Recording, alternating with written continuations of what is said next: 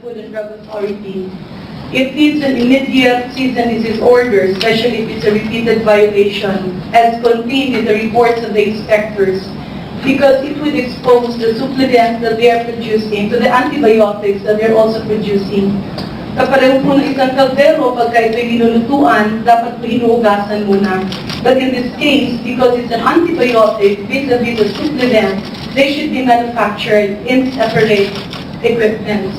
And in this case, there were, if I may, Your Honor, it would be most appropriate because there were several violations posted in the Product Recall Committee that I just submit a report of what I have in my personal capacity, but we also request the FDA, who has full records of such, to submit the full document.